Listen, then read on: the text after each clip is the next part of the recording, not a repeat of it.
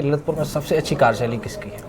पिछले दिनों यहाँ के जो एसपी हैं मुश्ताक जी, जिस तरीके से उन्होंने फील्डिंग जमाई तो लोग कह रहे थे क्या करने वाले हैं, यहाँ के कप्तान सबको दबा रहे हैं। कहेंगे ईमानदारी अगर है तो अक्षय त्रिपाठी के आसपास है जी। एक और अधिकारी हैं ललितपुर के जो हमेशा सुर्खियों में बने रहते हैं, ललितपुर सदर सीओ अभय नारायण जी। निश्चित तौर पर विभागीय भ्रष्टाचार चरम पे है। विभागीय भ्रष्टाचार इसलिए चरम पे कि हमारे चुने हुए नेता खामोश हो चुके हैं। हम कानून व्यवस्था की बात करें तो वर्तमान में जो यहाँ कप्तान हैं उनकी कार्यशैली भी काफ़ी अच्छी दिखाई दी बीच में। पहले लोग जब कोई कार्यक्रम, कोई उद्घाटन, कोई समारोह करते थे तो नेताओं को बुलाते थे, लेकिन जब से ये अधिकारी आए हैं तो लोग इनको चीफ गेस्ट रखना चाहते हैं। नमस्कार साथियों, मैं हूँ आपका देवेंद्र कौशिक। आज हमारे साथ आज के मेहमान हैं ललितपुर जनपद के वरिष्ठ पत्रकार, संघर्ष से ललितपुर नहीं पूरे बुंदेलखंड में अपना नाम कमाने वाले और पत्रकारिता को नई दिशा में ले जाने वाले ऐसे सौरभ गोस्वामी जी, आपका बहुत बहुत स्वागत है। कौशिक जी नमस्कार। सौरभ जी, सबसे पहले जानते हैं ललितपुर जनपद में जिस तरीके से अधिकारियों की कार्यशैली है तो क्या लग रहा है कि ललितपुर में सबसे अच्छी कार्यशैली किसकी है? देखिए, सबसे अच्छी कार्यशैली तो हमें किसी अधिकारी की नहीं लगी, लेकिन हाँ तमाम अधिकारियों की अपेक्षा में एक समय मानवेंद्र सिंह जी जो अभी डीएम थे तत्कालीन में, उनकी कार्यशैली बहुत अच्छी थी। टाइम से उनका हर काम होता था, टाइम भी देते थे, एक प्रशासन की हनक भी थी, कहीं कहीं गलत हो रहा था तो कार्रवाई भी होती थी। निचली ब्यूरोक्रेसी में एक डर था कि डीएम साहब कार्रवाई कर देंगे। आप रूटीन में पढ़ते होंगे कि डीएम ने कार्रवाई की और इसके बाद एक लंबा कार्यकाल निकल गया, कोई धमक देने वाला डीएम नहीं आया। सामने जो डीएम हैं या कहें कि जो अक्षय त्रिपाठी जी हैं, इनके अंदर एक क्वालिटी है, काम किससे कैसे लेना है और शांति से, शालीनता से हर चीज़ को, जिसका जो परमानेंट इलाज हो सकता है उस पर वो प्रयास कर रहे हैं। और चूँकि पहला ज़िला है, 1 साल का उनका कार्यकाल हो चुका है और इस समय उत्तर प्रदेश में नंबर 1 ट्रेड कर रहे हैं।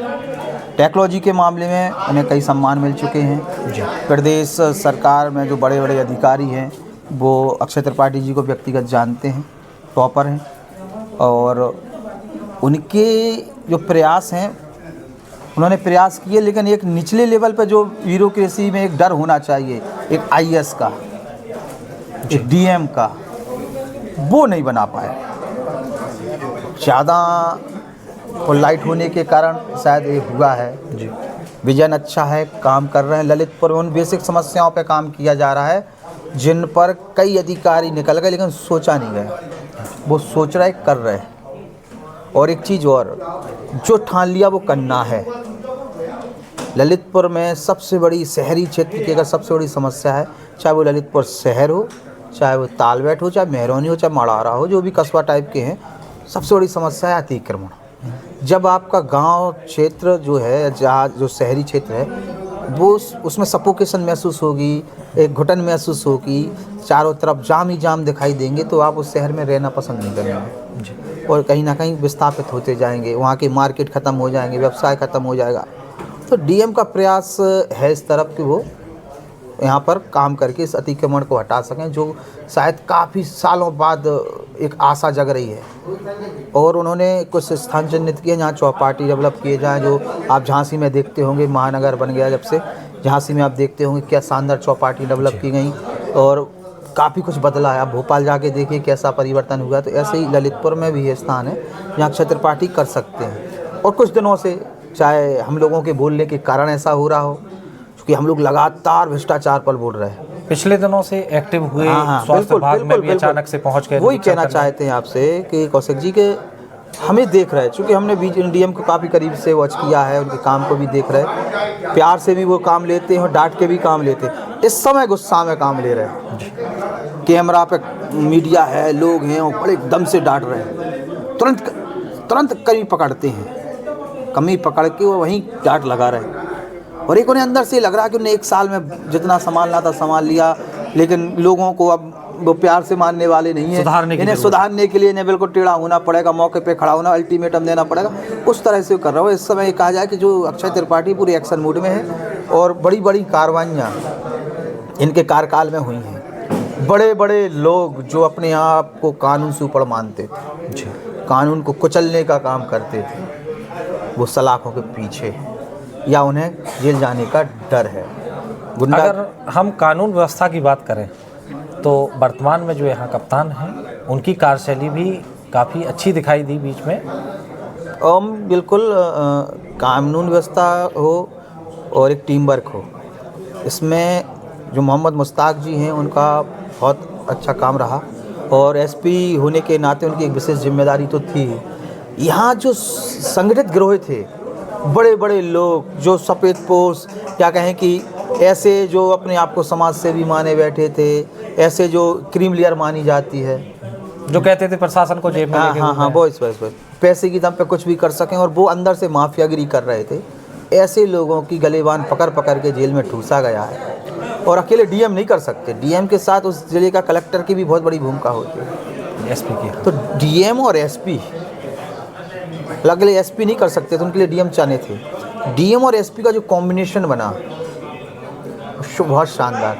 मोहम्मद मुश्ताक का खुद का जीवन बहुत संघर्षमय है, जिद्दी हैं, जो करना है, गलत होगा नहीं। अगर आप गलत हैं तो फिर आप छोड़े भी नहीं जाएंगे। कोई गलत व्यक्ति की सिफारिश लेके अगर गया तो वो पहले 10 कमियां गिना देते हैं उसकी, इसके बाद उस पर पूरी बात भी सुनते हैं और फिर उस पर एक निष्कर्ष निकालते हैं। तो ये स्पष्ट है कि अगर कोई गलत नहीं है तो उस पर कार्रवाई नहीं होगी, और जो गलत है वो बख्शा नहीं जाएगा। आज देखिए हर बड़े आदमी के बच्चे को डर लगता है कि हम पर मुकदमा ना लिखे जाए, चाहे वो सत्ता का हो चाहे वो विपक्ष का हो। किसी के नेता के बच्चे की हिम्मत नहीं है गुंडागिर्दी करने, अगर की तो मुकदमा लिखा गया, चाहे मंत्री के पुत्र हों, चाहे जिला पंचायत के हों, चाहे तमाम और पदाधिकारी नेता हों, कुछ ना कुछ उन पर हुआ जरूर है। एक संदेश देने का प्रयास दोनों अधिकारियों ने किया है। निश्चित तौर पर विभागीय भ्रष्टाचार चरम पे है। विभागीय भ्रष्टाचार इसलिए चरम पे कि हमारे चुने हुए नेता खामोश हो चुके हैं। हमारे नेता इस शायद सोच लिया है कि अगर वो कुछ कहते तो हमारी सत्ता की बुराई हो रही है, जबकि सत्ता की बुराई नहीं, आपकी बुराई हो रही है अगर आप भ्रष्टाचार पे नहीं बोल रहे हैं। निश्चित तौर पे डीएम एसपी दोनों ही ईमानदार हैं, अभी तक उनके ऊपर किसी भी प्रकार कोई एलिगेशन सामने से नहीं आए। अगर लगते तो कौशिक जी हम आपको भरोसा दिलाना चाहते कि सबसे पहले हम बोलते हुए नज़र भी आते। दूसरी चीज़, हम व्यक्तिगत तौर पे तमाम अधिकारियों को रिपोर्ट कार्ड भी बनाते हैं, उनको देखते हैं कि वो करते क्या हैं। तो वहाँ पर भी हमने देखा कि दोनों अधिकारी सुनते हैं, समझते हैं, मानवीय दृष्टिकोण रखते हैं, और जहाँ पर कानून की बात आती है वहाँ कानून का पाठ भी पढ़ाते हैं, काम कर रहे हैं। और जो अभी 5-7 दिन में हुआ है जी, या प्रभारी मंत्री के सामने जो हुआ चीज़ है, या उसके पहले भी अक्षय त्रिपाठी चूँकि 6 महीने से लगे थे शहर की व्यवस्था सुधारने, पानी की और अतिक्रमण को लेकर उनका प्रयास हो वो करके जाएंगे। तो अब उसका काम आ गया है कार्रवाई करने का। इस समय बड़े बड़े लोग जो खासतौर से व्यापारी लोग हैं जो अतिक्रमण को संरक्षण दे रहे थे, उनसे वो नाराज़ से नज़र आते हैं, डांट देते हैं। अधिकारियों से स्पष्ट कह दिया है कि जो मैं आदेश दे रहा हूँ उस पर काम होना चाहिए, तत्काल होना चाहिए, कोई भी किसी प्रकार का बहाना नहीं चलेगा। मौके पे खड़े हो रहे। अब आपको सबसे बड़ी खुशखबरी हम बता दें कि एयरपोर्ट का काम जी, बाउंड्री का काम आरंभ हो चुका है। एयरपोर्ट का बाउंड्री का काम आरंभ हो चुका है, 100% एक्वायरमेंट हो चुकी है, और ये बहुत बड़ी उपलब्धि ललितपुर ज़िले के लिए है। बलड्रग पार्क की ज़मीन स्थानांतरण हो चुकी है, जिस संस्था को करना है संस्था के लिए दे जा चुकी है। 44,000 करोड़ के आसपास के ऊर्जा के प्लांट लग रहे हैं। तो ये सब हो रहे हैं ना अंदर खाने। जो 3-4 अधिकारी 3-4 IAS निकल गए उस टाइम तक नहीं हो पाए, तो वो अक्षय त्रिपाठी ने करके दिखा दिया। क्योंकि 1% 2% कुछ कमियां थीं जिसको दूर नहीं कर पा रहे थे, लेकिन अक्षय त्रिपाठी ने करके दिखाया, मेहनत की और आउट ऑफ वे में जाके करके दिखाया, और एक बड़ी सौगात ललितपुर को मिलने वाली है। ये कुछ वैसा ही है जी, जब 100% वोटिंग कराने के लिए किसी बेंगलोर से कुछ लोगों के लिए बुलाया गए थे, या एक लोग को बुलाया था, उसके लिए फ्लाइट से बुलाया गया था। तो कुछ ऐसा ही है, आप ये समझ लीजिए कि अक्षय त्रिपाठी बहुत प्रयास कर रहे हैं। तो और दोनों की जोड़ी चलें कि ललितपुर में कुछ अब बड़ा होने वाला है। ललितपुर में बड़ा होने के लिए न्यू भरी जा रही है जी, न्यू भरी जा रही है। बलड्रग पार्क के माध्यम से पैसा आएगा, और जो वीडा है इससे भी बहुत बड़ा वहाँ पर इन्वेस्टमेंट आएगा। हमारे यहाँ सौर पैनल बड़े पैमाने पर लगाया जा रहा है, एक बहुत बड़ा हब बनने वाला है सौर ऊर्जा का। प्लस वाटर कल्चर एक्टिविटीज़ को लेकर अनुराग शर्मा ने जो बोला है वो भी कुछ करके दिखाएंगे। और स्वतंत्र देव सिंह चूँकि इसके मंत्री हैं, तो वो अनुराग शर्मा करा भी ले जाएंगे, मुझे भी भरोसा है, क्योंकि उन्हें झांसी क्षेत्र से लगाव भी है। तो कुछ बड़ा होने वाला है, ललितपुर तैयार है और अब शहर सुधरने वाला है। हम आपको एक कह के जरूर जा रहे हैं कि शहर सुधरने वाला है। लेकिन वही हम फिर कहेंगे कि अगर आपका एक सवाल था कि सबसे भ्रष्ट विभाग स्थिति कहाँ है और ईमानदारी कहाँ पर है, जी। तो हम ईमानदारी को तो केवल ये कहेंगे, ईमानदारी अगर है तो अक्षय त्रिपाठी के आसपास है जी। ईमानदारी है तो मोहम्मद मुश्ताक के आसपास है। जैसे कि अभी पिछले दिनों यहाँ के जो एसपी हैं मुश्ताक जी, जिस तरीके से उन्होंने फील्डिंग जमाई, तो लोग कह रहे थे क्या करने वाले हैं यहाँ के कप्तान, सबको दबा रहे हैं। तो नहीं, अब बिल्कुल दिख रहा है कि कहीं ना कहीं ये जो अभी तक दूसरों को दबाते हुए नजर आए थे, अब वो दब रहे हैं, इसलिए चिल्ला रहे हैं। हमारे सामने एक वाकया हुआ कि नगर पालिका वाले अतिक्रमण हटाने के लिए गए, तो उन्होंने कह दिया कि भाई आपको 2 घंटे का समय दे रहे हैं, आप जुर्माना जमा कर दीजिए, 2 घंटे बाद आप अपना टीन सेट हटा लीजिए। तो बड़े बड़े लोग जो सक्षम थे उन्होंने तो 2-3 हज़ार का जुर्माना भर के उस 1-2 घंटे की मोहलत दे ली। जो गरीब टाइप के थे उन्होंने नहीं ली मोहलत, उन्होंने अतिक्रमण गिरवा दिया। अब उसी अतिक्रमण की आड़ में जो आगे दुकानदारों पर कार्रवाई होनी थी, उन्होंने हाय तौबा मचा दी है और अपना अतिक्रमण बचा ले गए और जाम लगवा दिया। तो कभी कभी ऐसा होता है कि जब बड़े लोगों पर कार्रवाई होती है तो वे कहते हैं कि भैया ये सबको दबा रहे, जो हो रहा वो हो रहा, जबकि यही बड़े लोग गरीबों के लिए दबाते हैं, धमकाते हैं, उन्हें फंसाते हैं, उन पर मुकदमे लिखाते हैं, उनकी आवाज़ को दबाते हैं। वो आज कोई इतना बड़ा है या इतने सक्षम अधिकारी या मुख्यमंत्री की साफ छवि के कारण उन्हें जिन अधिकारियों को फील्ड में काम सौंपा है वो अच्छा काम कर पा रहे हो। खासतौर से दोनों ही अधिकारी पहली बार जिला संभाल रहे हैं, तो उन्होंने एक बेंचमार्क सेट कर दिया कि अब जो नया आएगा उसको इससे अच्छा करना पड़ेगा, ना कंपैरिजन में हमेशा वो पीछे रहेंगे। जैसे हमने मानवेंद्र सिंह का जिक्र किया, तो मानवेंद्र सिंह ने एक प्रमोटेड IAS थे, वो उन्होंने अपनी उम्र, अपने जो भी अनुभव थे उसके साथ उन्होंने यहाँ बेंचमार्क सेट किए, यहाँ ललितपुर को गति दी। उन्होंने हमसे कहा था कि सौरभ आने वाले समय में ललितपुर नोएडा की तर्ज पे आगे बढ़ेगा। और यहाँ चूँकि बहुत सरकारी ज़मीन खाली है, यहाँ सरकार का फोकस है, मुख्यमंत्री का फोकस है, बुंदेलखंड के ललितपुर झांसी में मुख्यमंत्री विशेष ध्यान देते हैं। और जो इस प्रकार से हज़ारों करोड़ का इन्वेस्टमेंट आया है, ये स्पष्ट है कि उस समय जो IAS DM मानवेंद्र सिंह कहते थे वो आज होता हुआ नज़र आ रहा है। बड़ी बड़ी योजनाएं, एक बड़े बड़े प्रयास हम लोगों ने देखे भी और बड़ी योजनाएं अब रूप लेती हुई नजर आएंगी। व्यवस्थाएं सुधरेंगी और व्यवस्था सुधारने के लिए यहाँ की सोती हुई जनता को भी आवाज़ उठानी पड़ेगी, सोकल्ड समाज सेवियों को आवाज़ उठाने की हम और आपकी विशेष जिम्मेदारी है। अगर जनता के बीच से कोई नहीं आया तो हम और आपको विपक्ष बन के कटाक्ष करके आवाज़ उठानी पड़ेगी, तब जाके स्थितियाँ सुधरेंगी। और हमें भविष्य में दिख रहा है कि ललितपुर का भविष्य उज्ज्वल है और आप जैसे लोगों का भी भविष्य उज्ज्वल है। जिलाधिकारी और कप्तान के बाद जिम्मेदारी आती है स्वास्थ्य विभाग की। स्वास्थ्य विभाग के जो मुखिया भाई साहब, सबसे भ्रष्ट विभाग की अगर हम किसी कैटेगरी में रखेंगे तो वो स्वास्थ्य विभाग सबसे भ्रष्ट कैटेगरी में। हर जगह पैसा चल रहा है। जिला पंचायत, नगर पंचायतें, यहाँ चूँकि अब राजनीतिक व्यवस्था है तो यहाँ पर अपना एक खेल होता है, लेकिन इसके अलावा और अगर विभागों में जाएं, स्वास्थ्य विभाग में बहुत लंबा रकम आती है, बहुत पैसा आया है। इसके बाद व्यवस्था नहीं सुधरी, यहाँ किसी को नौकरी चाहिए, पोस्टिंग चाहिए, कुछ भी चाहिए, उसको ऊपर से खेल चल रहा है। यहाँ छोटे से काम कराने के लिए भी पैसे देने पड़ रहे हैं और खुले हैं, अगर आपने मना किया तो आपको रेफ़र कर दिया जाएगा। अब कल्पना करिए, मेडिकल कॉलेज होने के बाद भी अभी भी लोग रेफ़र हो रहे हैं, क्या कहेंगे। अस्पतालों में मशीनें रखी हैं लेकिन उनको चालू नहीं किया आपके यहाँ झांसी में घटना हुई थी जिसमें बच्चे जल गए थे, वो ख़त्म हो गए थे। ललितपुर के भी कुछ बच्चे थे, ललितपुर में भी तो निको वार्ड है, वहाँ बच्चों को क्यों नहीं रखा गया। ललितपुर भी तो मेडिकल कॉलेज हो चुका है, तनख्वाह बढ़ रही हैं, डॉक्टरों की सैलरियाँ जा रही हैं, व्यवस्थाएँ सब चल रही, तो उन्हें क्यों काम वहाँ क्या देख रेख कर रहे थे। जिम्मेदारी किसकी है?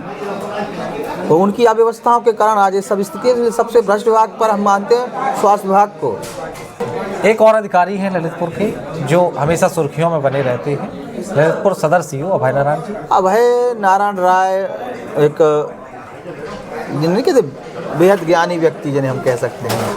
ज्ञान है, सिंसियरिटी है, जीवन में जो उनके जीवन के कंठखाल में जो उन्होंने कष्ट झेले, परेशानी झेली और एक बड़ी संघर्ष के बाद उन्होंने जो उपलब्धि पाई है, उससे उन्हें पता है कि हमारे जड़ें कहाँ हैं, लोगों की परिस्थितियाँ कैसी हैं, लोग कहाँ परेशान हैं और मधुरता के साथ अपना काम कैसे लोगों से निकाला जा सकता है। वो अगर सीखना है तो अभय नारायण राय से सीखिए। हमने उनसे साथ एक चीज़ सीखी, वो है शालीनता। पहले हमें थोड़ी सी बात पे गुस्सा आ जाता था, ज़्यादा किसी को बोलने नहीं देते थे, ज़्यादा किसी का सुनते नहीं थे। हमें जो काम करना हम करते थे, लेकिन अब हम सुनते हैं, सामने वाले को बोलने भी देते हैं, और कोई अगर कुछ हमसे कहता है तो हम सुन के उसको निकाल भी जाते हैं। पहले लोग जब कोई कार्यक्रम, कोई उद्घाटन, कोई समारोह करते थे तो नेताओं को बुलाते थे, लेकिन जब से ये अधिकारी आए हैं तो लोग इनको चीफ गेस्ट रखना चाहते हैं। आप समझिए, नेता कहाँ, नेता केवल पंगत में आएंगे ना, मुसीबत में तो नहीं आएंगे, समस्या में तो नहीं आएंगे। तो समस्या में आ गए तो समझ लो वो समस्या और बिगड़ जाए। ये ललितपुर की राजनीति का कल्चर हो गया है। अधिकारी, खासतौर से अभय नारायण जैसे अधिकारी हैं, चाहे मौजूदा समय में जो एसडीएम सदर हैं, उनकी भी बहुत अच्छी कार्य प्रणाली है। नगर पालिका ईओ की कार्य प्रणाली बहुत अच्छी है, और भी तमाम विभाग के ऐसे अच्छे भी अधिकारी हैं जो काम अपना कर रहे हैं, लोगों के बीच में हैं। खासतौर से सीडीओ की बात करेंगे, तुम्हारे यहाँ के आपके डीपीआरओ की बात करेंगे, इन लोगों का क्या है, लोगों के बीच में जाके काम करा ले रहे हैं, सुन रहे हैं। हर एक ऐसे ऐसे पेंच फंसे हुए हैं जहाँ बड़ी विवाद हो सकते हैं, वहाँ विवादों को सुलझा रहे हैं, काम कर रहे हैं। और जो अगर डीएम या एसपी काम कर पाए तो एक टीम वर्क का काम, ने कहा था कि team work. EM Akshay Tripathi के पास भी एडीएम हैं, 1-2 एसडीएम हैं जो उनके भरोसेमंद हैं, सीडीओ साहब भरोसेमंद हैं, और और भी जो विभाग हैं वो भी उनके विभाग अधिकारी कई भरोसेमंद है। इसकी वजह से वो अच्छा काम कर पा रहे हैं। निश्चित तौर पर 3-4 विभागों में भ्रष्टाचार है तो वहाँ राजनीतिक इन्वॉल्वमेंट भी बहुत बड़ा है। खनिज विभाग में बड़ा भ्रष्टाचार, खनिज विभाग में खनन बड़े पैमाने पे हो रहा है, तो कहीं कहीं राजनीतिक संरक्षण प्राप्त है। कृषि विभाग में बड़ा भ्रष्टाचार, खाद माद ये सब हुआ, जो बीज खरीद वरीद और जो अभी मूंगफली की तौल चल रही, तो यहाँ पर राजनीतिक इन्वॉल्वमेंट है, इसलिए भ्रष्टाचार मच है। और खनिज हो गया, ये हो गया, ये ज़्यादा है। बाकी जो नगर पालिका, जिला पंचायत, जो राजनीतिक तौर पर वो संस्थाएं अपने तरीके से अपना काम करती तो कुछ होता ही है। बाकी और जो विभाग हैं, सरकारी योजनाओं में पहले कैश में जाता था, अब खातों में जाता, वहाँ कुछ नहीं कर पा रहे। और मैक्सिमम योजनाएं अब ऑनलाइन हो चुकी हैं तो ज़्यादा कुछ हो नहीं। पर हाँ, कहीं ना कहीं जनता भी ये चाहती है कि भैया हमारा कछु ले लो, जब गारंटी मानी जाए होती। लेकिन अब पहले से भ्रष्टाचार कई चीज़ों में कम हो गया है, लेकिन जो डायरेक्ट कुछ चीज़ें हैं वहाँ लूट मची हुई है, खासतौर से किसानों से जुड़ी हुई विभागों में लूट मची हुई है। तो ये हैं हमारे सौरभ जी।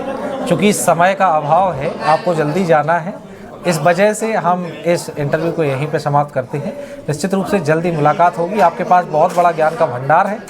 बहुत बहुत धन्यवाद हमारे साथ जुड़ने के लिए।